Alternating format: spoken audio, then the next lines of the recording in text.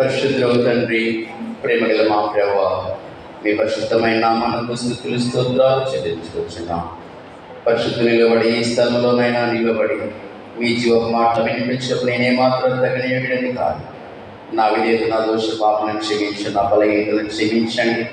మా ప్రభువా, మీ పరిశుద్ధమైన రక్తంలో కడిగి శుద్ధీకరించండి. మీ శిలువ చాటును మరుగుపరిచిన ఆయన మీ జీవ మాటలు మాకు వినిపించండి. వినగల చెవులను గ్రహించగల హృదయం మా అందరికీ దయచేయండి. మీ జీవ గ్రంథంలో ఆశ్చర్యకరమైన సంగతులు చూసినట్లుగా మా కన్నులు తెరవండి. ఈ సమయాన్ని మా అందరికీ దీవెనకరంగా ఆశ్చర్యకరంగా చేయమని యేసు పరిశుద్ధ నామమున తండ్రి. మన పరిశుద్ధ గ్రంథం నుండి మార్కు సువార్త 9వ అధ్యాయము 29వ వచనం నేను చదువుతాను, చూడండి. అందుకు ఆయన, ప్రార్థన వలననే కానీ మరి దేని వలనైనను ఈ విధమైనది వదిలిపోవట అసాధ్యమని వారితో చెప్పాను. ఇక్కడ మనము దేని గురించి ఇప్పుడు నేర్చుకోబోతున్నామంటే ఆత్మల సంపాదన.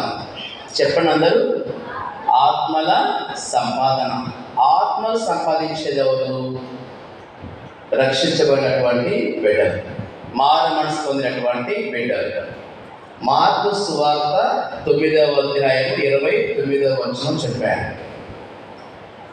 సో సంఘం ఇప్పుడు కూర్చున్న వాళ్ళలో ఎంతమంది మారు మనసు పొందారు, ఎంతమంది ప్రభువు నమ్ముకున్నారు, ఎంతమంది రక్షించబడ్డారు అంటే దాదాపుగా నేను ప్రభువు నమ్ముకున్నానయ్యా, బాప్తిసం తీసుకున్నాను, పాపాలు ఒప్పుకొని ఆయన నామంలో ఆయన రక్తంలో కడగబడి మరి నేను రక్షించబడ్డాను, బాప్తిసం కూడా తీసుకున్నాను, సంఘంలో చేర్చబడ్డాను చెప్పుకుంటాను. అయితే మీరు అలాగే ఉండాలా? సంఘం ఏం చేయాలి? సంఘము వధువు సంఘము వధువు. మరి పెళ్లి కుమారుడు ఎవరు? యేసు ప్రభువు పెళ్లి కుమారుడు. కాబట్టి ఈ వధువు సంఘము, ఈ సంఘం ఏం చేయాలా? ఇంకా విస్తరింపబడాలి. ఇంకా ఇంకా ఇంకా ఇంకా మరి ఆయన రాకడ ఎక్కువ సమీపం ఉన్నది కదా. కాబట్టి సంఘం ఏం చేయాలి? ఇంకా అనేక ఆత్మలు చేర్చబడాలి, అనేక ఆత్మలు రక్షించాలి, అనేక ఆత్మలు ఈ మందిరం అంతా కూడా కొత్త ఆత్మలు నింపబడాలంటే సంఘం ప్రయాసపడాలి. సంఘం ఏం చేయాలి? ప్రయాసపడాలి. వచ్చి నేను రక్షించబడ్డాగా నాకు చాలనుకుంటే కుదరదు. నీ కుటుంబం, నీ బిడ్డలు, నీ ఇరుగు పొరుగు వారు అందరిని కూడా ఆత్మ రక్షించే బాధ్యత మన మీద ఉంటున్నది. కాబట్టి ఆత్మలు సంపాదన చేయాలంటే, ఆత్మలు సంపాదించాలంటే 7 మార్గాలు ఉన్నాయి. ఎన్ని మార్గాలు ఉన్నాయి? 7 మార్గాలు. దేన్ని సంపాదించాలి? ఆత్మలు సంపాదించాలి. యేసయ్య ఏమన్నాడు?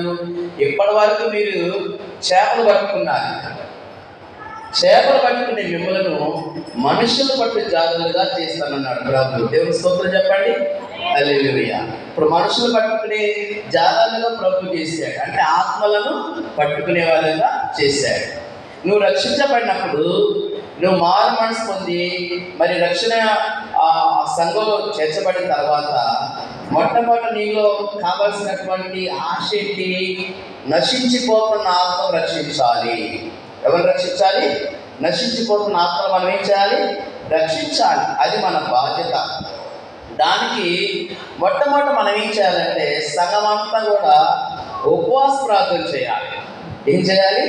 ఉపవాస ప్రార్థన చేయాలి. అందుకే ఇప్పుడు అయ్యగారు కూడా ఆల్నైట్ ప్రేయర్ పెడదామని ఈ సంవత్సరంలో ఆలోచించారు. ఉపవాస ప్రార్థన చేయాలి. సంఘమంతా కూడా ఉపవాస ప్రార్థన చేయాలి. యేసు ప్రభు శిష్యులు వచ్చి యేసు ప్రభుని అడిగారు, మేము ఎందుకు ఆ దయ్యాన్ని వదిలించలేకపోయాము, ఎందుకు బాగు చేయలేకపోయాము అని యేసు ప్రభుని శిష్యులు అడిగారు. అప్పుడు యేసయ్య ఏమన్నాడంటే, ప్రార్థన వలననే, ఉపవాస ప్రార్థన వలననే ఇలాంటి సాధ్యము అవుతాయి. కాబట్టి ప్రార్థన లేకుండా, పట్టుదల కలిగి ఉపవాస ప్రార్థన, కన్నీటి ప్రార్థన లేకుండా అద్భుతాలు జరగవు. కాబట్టి ప్రార్థన ఉండాలి, ఉపవాస ప్రార్థన ఉండాలి. ఉపవాస ప్రార్థన నుండి ఈ గ్రామం వరకు, చుట్టుపక్కల మరి గ్రామాల వరకు మనం ఉపవాసాలు నుండి కన్నీటితో ప్రార్థన చేయాలి. సంఘమంతా ప్రార్థన చేయాలి. సేవకులు ఒక్కరే కాదు, సంఘమంతా